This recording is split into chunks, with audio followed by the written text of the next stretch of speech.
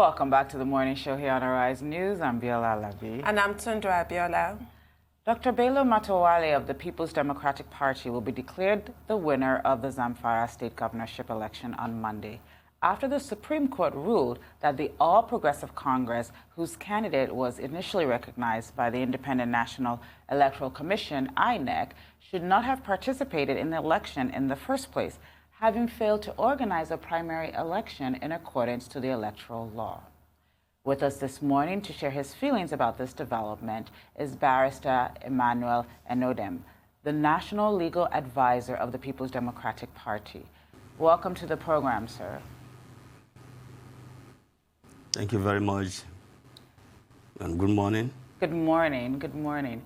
I'm sure there's lots of jubilation and quite a win for you and your party this morning. I wanted you to sort of give us some context of what happened and how we got here. And did you and your party always expect this victory, or was this a pleasant surprise, pleasant outcome, even though you knew you were justified? I'd love to get some reactions on your end and from the PDP party with this new announcement. Yeah, for us in the PDP family, we do not think this is a victory for just PDP. We believe that this is victory for constitutional democracy. We believe that this is victory for all political parties, victory for the law, and victory for the masses of Nigerians who are been waiting over the years to see how democratic principles, democratic values can be entrenched in the Nigerian democratic culture. So this particular victory is not just victory for the PDP, it's victory for the Nigerian Constitution, victory for the Electoral Act, and victory for all the stakeholders that believe in genuine democracy. Because over the years, Nigerian politicians have behaved as if we are lawless. We don't have something that guides us. The Constitution is not there. The Electoral Act is not there. We don't have rules. We don't have guidelines to moderate our activities in the electoral matters, especially internal democracy of the party. So this particular decision of the Supreme Court, and of course, has given a lot of hope to those who believe in true democracy, those who believe in constitutional democracy, those who believe in the rule of law. So this victory is beyond the bars and the bounds of PDP. It's a Nigerian victory. So we will celebrate as part of the Nigerian society, but we'll also celebrate particularly as a political party who is benefiting from the wrongdoings of the other party. INEC has called an emergency meeting in the wake of the Supreme Court judgment. Do you know what's on the agenda? INEC will do in that meeting, which will be in conformity with that particular decision of the Supreme Court, will be for them to go and analyze, take a look at the votes that were scored by different political parties without APC in Zamfara State. And they will now begin to do a recalculation of the votes that were scored by the political party and see which of the political parties, will be leading in all of the local government that to be entitled to be declared, a victory in that election. And I can say, without mincing word, that in all of the elections that were conducted on the 23rd day of February 2019, and of course on the 9th of March 2019, PDP was the second runner in all of the elections. So it is very, very clear that we can predict from this point of view that PDP is going to be returned into those positions that were won by PDP after their votes were voided by the Supreme Court yesterday. So that is what INEC will do. Now, the only duty INEC has at the moment, because there's been no appeal, there's no room for appeal. INEC is going to sit down and look at the consequences of the decision of the Supreme Court as was laid down yesterday, eminently by the justices of that court. So they will do that analysis and advise themselves. And the only advice that's available for INEC is to go and look at the votes and see how the next party takes over all those positions. I have a question for you. One of the things you said this is a victory for the masses. Justice Paul Ganje also said that he described the votes polled for APC as wasted. For the people that went out to vote that are not so familiar with the technicalities of the fact that there wasn't a primary, there was a primary, how is this a win for them? Because they woke up, they went out to cast their votes, and now this happened. How is this a win for those people? when you have a principle of law that is laid down by the highest court in the land, it is not the benefit of that law, the benefit of that principle, the value of that judgment. It's not just for the people that were immediately affected by the judgment. It becomes a universal application to all the entire jurisprudence. I mean, the entire jurisdiction within which that Supreme Court, decisions impact. So I can say that the victory in this is not just for Zamfara people. It's just victory for Nigerian, politicians. Victory for the masses of, the members of different political parties that will have been denied the right to elect, to nominate somebody that will be the hold the flag of the party in each of the elections in the past. So I'm not just talking about Zamfara State. If you want to bring down the decision to Zamfara State, you can also say that even in Zamfara State, there was a divide within the APC family. So those who were on the other divide, who were saying that there was no primary, they were not given opportunity to nominate those who were to hold the flags of the party in all of the elections, can also say that this is their victory. They can claim to it. Yes, I agree that there are people who are also saying that, on the other divide, who are not happy with the judgment. But definitely, when you look at the population of Zamfara State, and look at the population of Nigeria, and look at the impact of the overwhelming impact of this judgment on the entire polity, you will know that this is exactly what I meant by saying that this is victory for the Nigerian, the Nigerian populace who are yearning for a clean and pure democracy. Well, you have Zamfara on one hand, and on the other you have Ekiti, where Olushola Eleka, the PDP candidate, took his case all the way to the Supreme Court and lost. What are your views on that judgment of the Supreme Court that upheld the election of Kayode Fayemi in Ekiti? And also, what are your chances in the Osun State Tribunal? Yeah, I can say that what happens in Ekiti State is that's the judgment of the Supreme Court, and there's nothing our party, the People's Democratic Party, that was the appellant in that case, can do. The Supreme Court is final because it is the last court in the land, not necessarily because it's infallible. That's what Nikki Toby of blessed memory said. That the Supreme Court is a final judgment, and because it's a final court, and to that extent it is infallible. So not just because it's not final because it's infallible. It is final. It is infallible because it's a final court. So our hands are short. We cannot do no other action to take. We will abide by the decision of the Supreme Court. That's the end of the road. For us in Osun State, the law is very clear, and we are very hopeful that the Supreme Court will stand on the reawakening that is taking place in the judiciary now. The Supreme Court will reverse the decision of Osun State, because what happened in Osun State was clearly a robbery.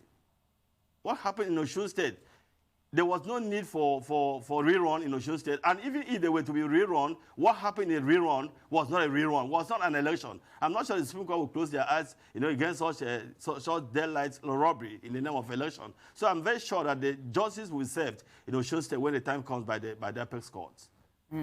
Thank you. So what is next for Mr. Bello Matawalle? What is happening? What preparations is he and his team making now in anticipation of Monday's announcement? I can say very clearly that our candidates, not just the governorship candidate, Matawalle, but other candidates of the party that were fielded in those elections on the 23rd of February and, of course, on the 9th of March. They're all waiting on the wing to be given their certificate of returns by INEC, and they're also waiting for their, swearing in on Wednesday, the 29th day of May. There's no other option, and there's nothing to do. The only thing that we would offer Zamfara State is hope. The only thing we offer Zamfara State is security.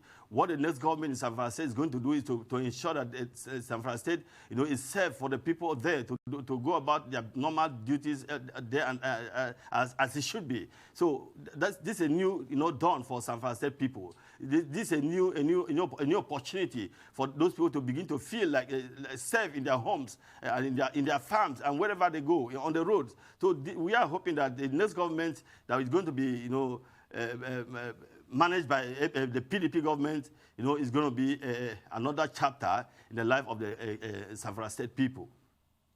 According to the Court of Appeal, there are 736 election petitions after the 2019 general election. What is your view on what that says about the kind of democracy that we're practicing? That's my first question. And then I'd like you to give us a peek behind the veil. As legal advisor to the PDP, what do you consider before filing a petition?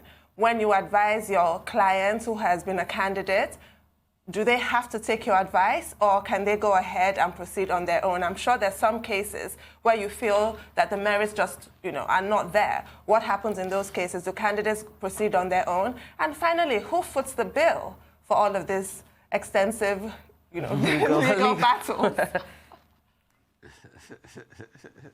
Yeah, let me start from those are three questions in one. Let me start beginning from the first one. What was my feel about the number of litigations concerning the last election? Yeah, for me, yes, it is. The petitions are too many, by my calculation, by my account, by my, in my view. But again, it is a better way to express, disagreement rather than taking arms into your hands or, breaching the law. So for me, resorting to the law court is commendable, is democratic, is more reasonable than otherwise. But let me also add a word of caution here that the number of cases that are going to the court, is getting too many in Nigeria. And this is on account of the irregularities. This is on account of the flaws in our system. This is on account of the, imperfections that are too obvious in our system, that makes people not satisfied with the outcome of the processes, beginning from even the pre-election matters, to the election matters. So we need a more, coordinated, a more principled, an organized system that is rooted on the rule of law.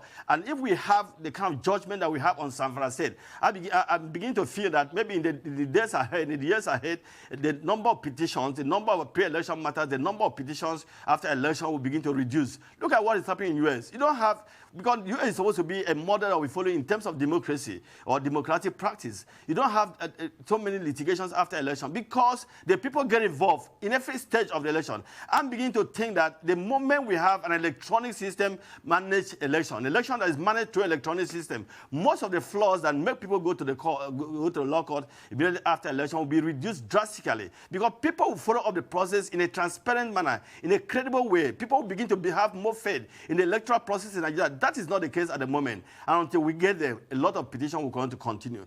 going to abound.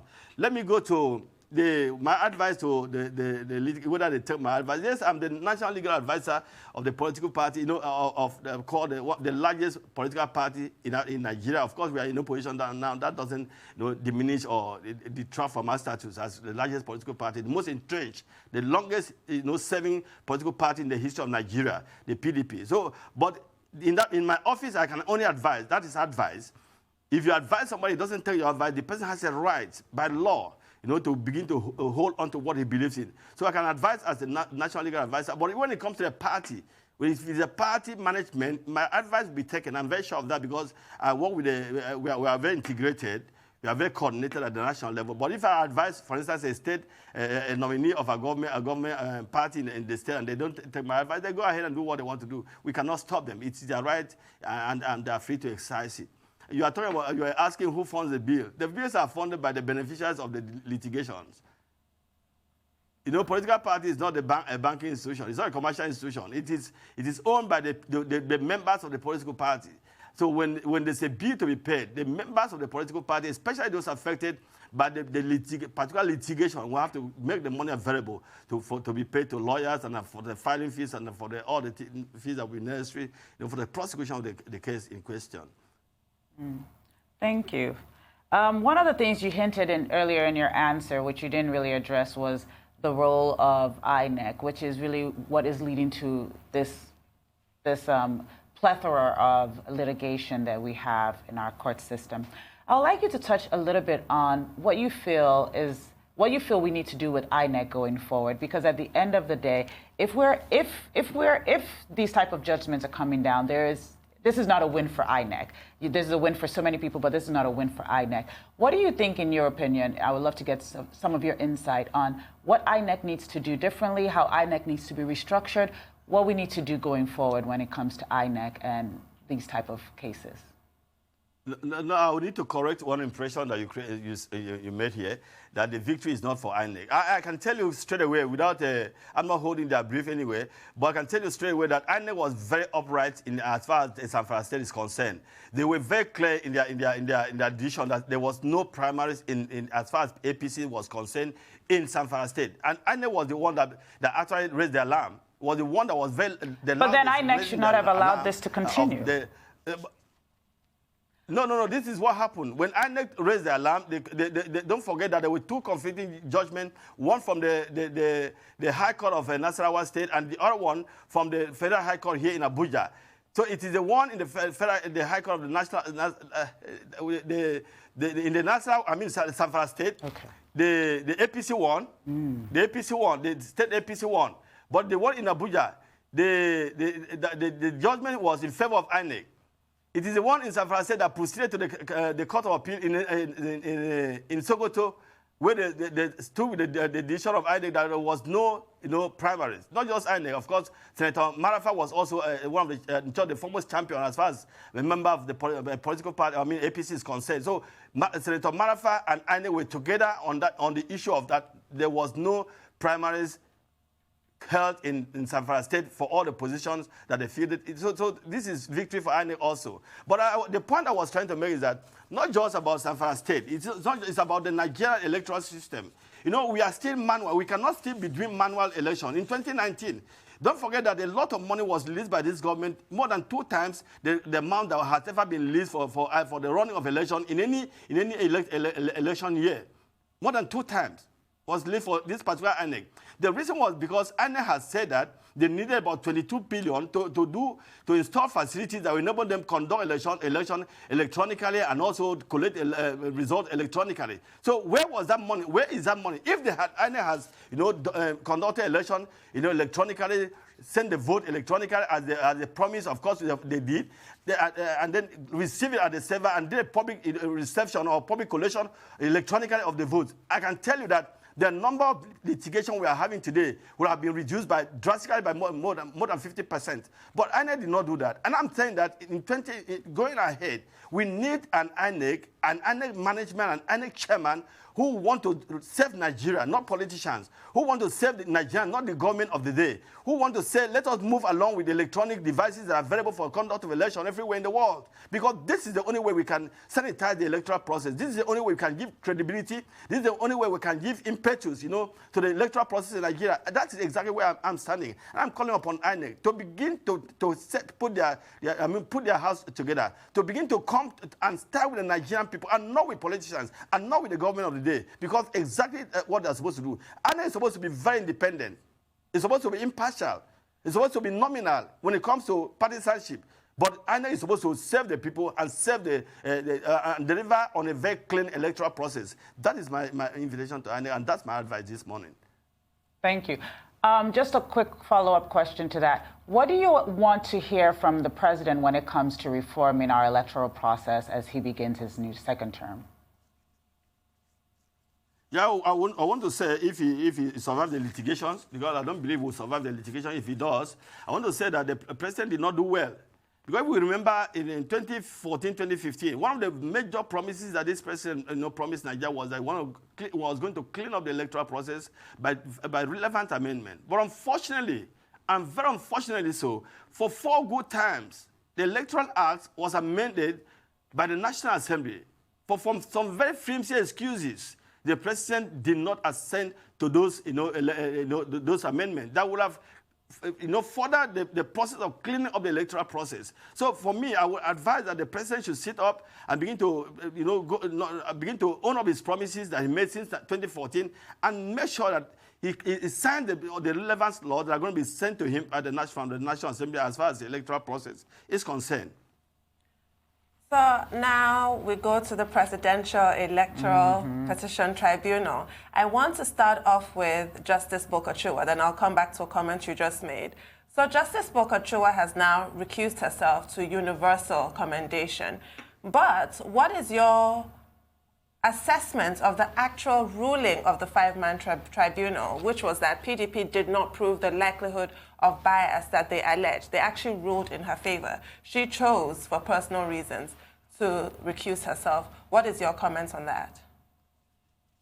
Yeah, I start with her for the decision to recuse herself, from the petition, from the panel of justices that are considering that particular the presidential petition of the PDP. But I disagree as a lawyer. on the dismissal of the application that was brought. And so, as a matter of fact, it's a very controversial ruling. Controversial in the sense that that particular ruling has set new parameters on the issue of likelihood of bias. We were not in application, to the court. We are not talking about bias. When you are dealing with actual bias, the principle that the court relied upon were okay.